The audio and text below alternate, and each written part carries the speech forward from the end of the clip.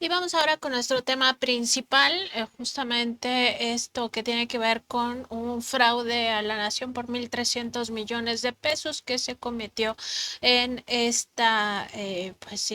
institución dependiente de la Secretaría de Salud Federal, que se llama Administración del Patrimonio de la Beneficencia Pública, y pues la Fiscalía General de la República, la Comisión Nacional Bancaria y de Valores y la Secretaría Anticorrupción y Buen Gobierno ya contarían con esta evidencia del supuesto fraude por 1.350 millones de pesos contra el erario de esta institución, que se dedica, además hay que decirlo, a la atención sanitaria de personas en situación de pobreza y pobreza extrema y sin seguridad social. Es decir, se le robó a los más pobres, y eso pues también tiene un peso particular, porque no estamos hablando de cualquier daño, sino un daño que afecta a las personas más pobres en un momento en el cual pues la política gubernamental que impulsó el presidente López Obrador era por el bien de todos, primero los pobres. Así de grave es este caso. De ese monto, más de 570 millones de pesos aún no se recuperan, de acuerdo con información que obtuvo la revista Contralínea. El modus operandi pues queda exhibido en estas investigaciones tanto de la FGR como de la propia Comisión Nacional Bancaria de Valores y de la Secretaría Anticorrupción, y tiene que ver con el hecho de que este órgano desconcentrado de salud transfirió de forma ilegal los 1.350 millones de pesos en enero de 2023 a la casa de bolsa bursamétrica para que ésta especulara en operaciones de alto riesgo, lo que está prohibido por la legislación del servicio público. Las pruebas de este caso, megacaso de corrupción o de supuesta corrupción, porque todavía no ha sido juzgado, forman parte de dos carpetas de investigación abiertas en las fiscalías especializadas en delincuencia organizada y control competencial, ambas de la FGR. Y bueno, en la nota de portada que traemos esta semana, trae ahí los números o los folios de ambas carpetas. Los datos recabados por Contralínea apuntan a que es la segunda carpeta, es decir, la de control competencial, la que ya fue judicializada por la FGR bajo el número de causa penal 163 diagonal 2024 ante la jueza de distrito adscrita al Centro de Justicia Penal Federal en la Ciudad de México, con sede en el Reclusorio Oriente. Por este caso, incluso el pasado 18 de diciembre de 2024 ya se llevó a cabo la audiencia inicial en la que se pidió la vinculación a proceso no solo de los exfuncionarios de la beneficencia pública, sino también de altos directivos de Bursamétrica. Unado a ello, este caso ha requerido la participación de la Comisión Nacional Bancaria y de Valores, que hay que recordarlo, es el ente regulador de las casas de bolsa y de otras instituciones financieras. Al respecto, pues Contralínea ha logrado documentar que la CNBV ya emitió una opinión de delito positiva, así se le conoce como opinión de delito al resultado del análisis que hace la Comisión Nacional Bancaria y de Valores sobre conductas que posiblemente actualicen delitos especiales previstos por las leyes financieras. Al respecto, la Comisión Nacional Bancaria determinó que sí hay elementos para considerar la existencia de un esquema de captación ilícita de recursos previsto en el artículo 2, en el artículo 103 y 111 de la Ley de Instituciones de Crédito. Además de estos hallazgos de la Comisión Nacional Bancaria y de Valores, destaca que los valores emitidos han incumplido en diversas ocasiones los pagos correspondientes a los inversionistas de la casa de bolsa bursamétrica, lo que representa un riesgo para aquellos que mantengan dichos valores en su posición, dado que existe la posibilidad de que estos no cumplan en el futuro con el pago del importe principal y o sus correspondientes intereses. A esto se suma que en la Secretaría Anticorrupción también se cuenta con un amplio expediente sobre este caso, que ya está turnado al área de responsabilidades, es decir, donde se fincan responsabilidades de carácter administrativo y también en algunas ocasiones de carácter penal.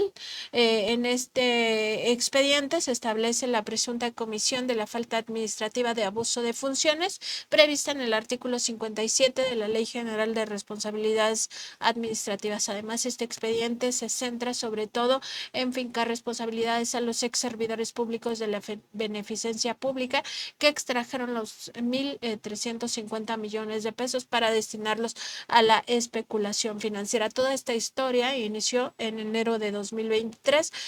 cuando el entonces director general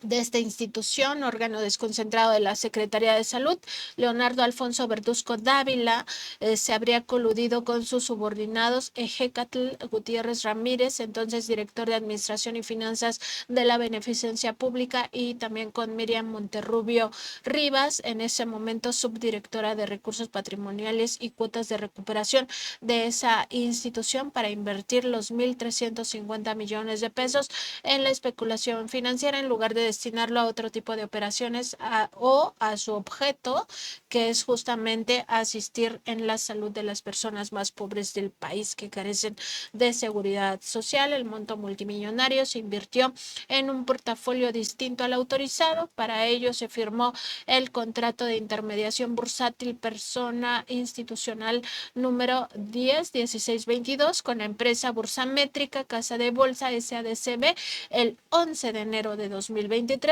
Posterior a esa firma, los 1.350 millones de pesos de la beneficencia pública se destinaron a la compra de certificados bursátiles fiduciarios con contratos de fideicomiso irrevocable de emisión, administración y fuente de pago número 1051 y 1054 entre Hotelería Corbach SADCB, actualmente Grupo Operativo Corbach, en su carácter de fideicomitente, y fideicomisario Bursamétrica Casa de Bolsa, y en su carácter de fiduciario la Administración del Patrimonio de la Beneficencia Pública. Para mayo de 2023, es decir, apenas unos meses después de esta operación, la Beneficencia Pública ya registraba el fraude millonario, pues el monto invertido, de ese monto invertido, 1.350 millones, solo le fue devuelto un total de 779.271.200 pesos. El daño al erario directo, aunque el fraude es global, porque nunca debieron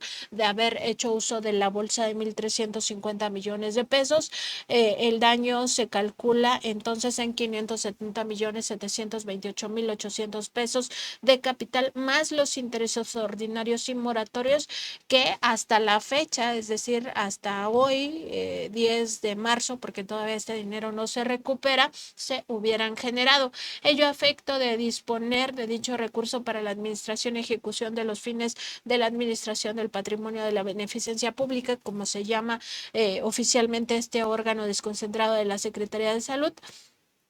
que son la atención de los más vulnerables en el ámbito de la sanidad. Para el 1 de junio de 2023, es decir, unos 6 meses después de esta operación, se presentó la primera denuncia contra Leonardo Alfonso Verduzco Dávila, que, como ya habíamos dicho, entonces era el director general de esta institución, así como de sus dos subordinados, Ejecatl Gutiérrez Ramírez y Miriam Monterrubio Rivas, por incumplir la propuesta de inversión autorizada por el Consejo Interno de esa institución, de ese órgano desconcentrado de la Secretaría de Salud, al suscribir el contrato de intermediación bursátil 101622 con Bursamétrica Casa de Bolsa, destinando el 100% de los recursos al portafolio de inversión corporativo con un depósito de 1.350 millones de pesos. No obstante que el Consejo Interno determinó una propuesta propuesta de inversión, 50% gubernamental, 40%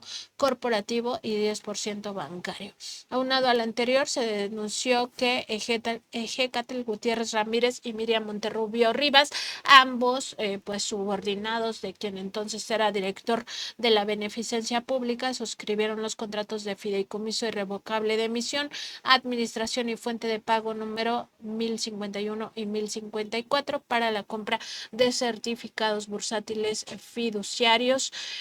Trae ahí la clave de pizarra que incluimos en nuestro reportaje. No la voy a leer porque además no le entenderíamos. El primero por 350 millones de pesos y el segundo por 1,000 millones de pesos, que da el conjunto del fraude por 1,350 millones de pesos. Además, de acuerdo con el diario Reforma del 3 de marzo de 2025, una nota firmada por el reportero Abel Barajas, la FGR ya obtuvo órdenes de aprehensión contra estos exfuncionarios involucrados, los 3 que ya hemos mencionado, además contra altos directivos y ejecutivos de la Casa de Bolsa.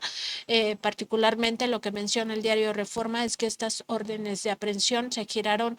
por un juez en contra de Ernesto Gustavo Farril Santoscoy, presidente de Bursa Métrica, y los directivos Manuel Arturo Molevi Palacios, Roberto Guzmán García y Rocío Ángeles González. Pues esta historia sin duda pronto dará más información. Son 1,350 millones de pesos que se estafó no solo al erario de la nación, sino sobre todo a la seguridad social de los más pobres, a nivel pues una institución que deberíamos de preguntarnos si realmente sirve, si realmente debe de continuar, si va a estar destinando estos recursos multimillonarios a otras cosas que no son atender a los más pobres que tienen estas prioridades médicas. Pues entonces que se elimine, así como se eliminaron los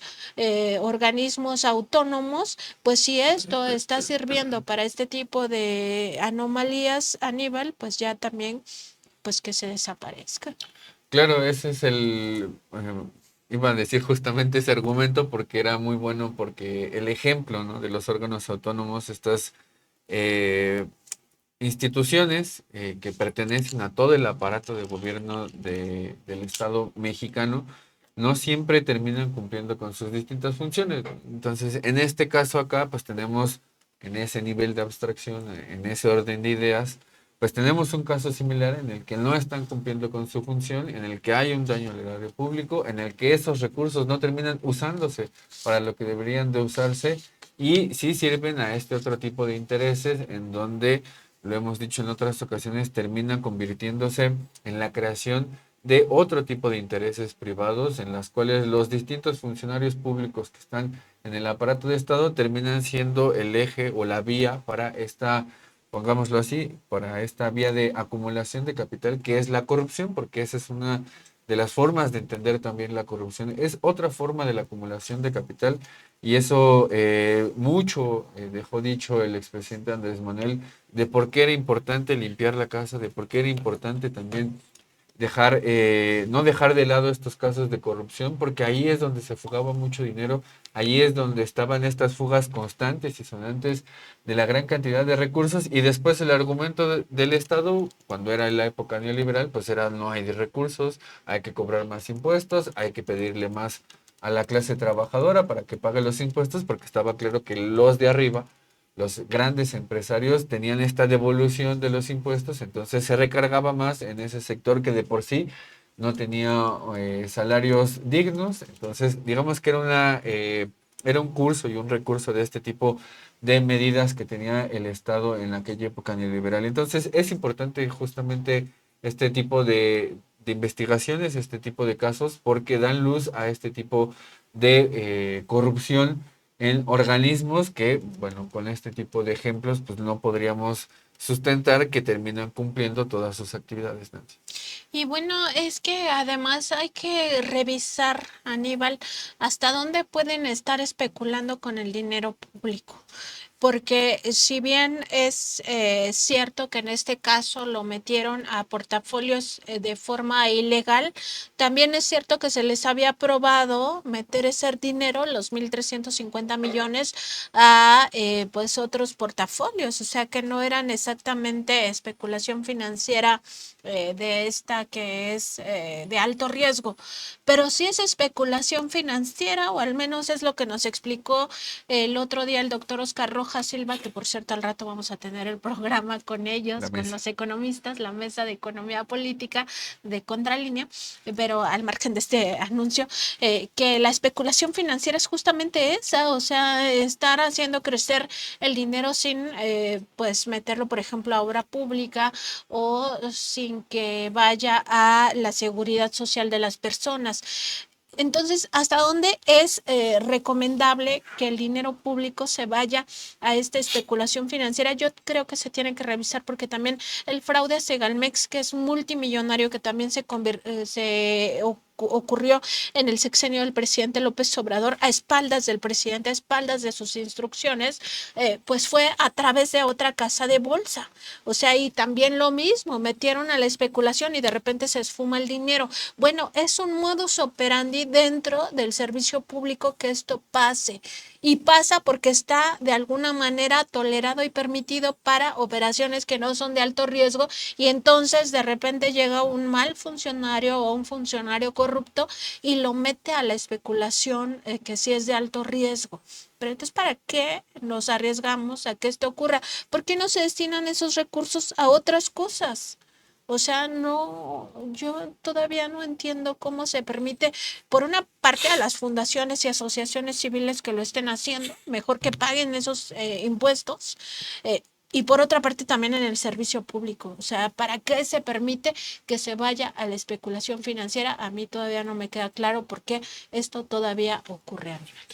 Y esa es, digamos, una de las características que tiene el Estado con el neoliberalismo.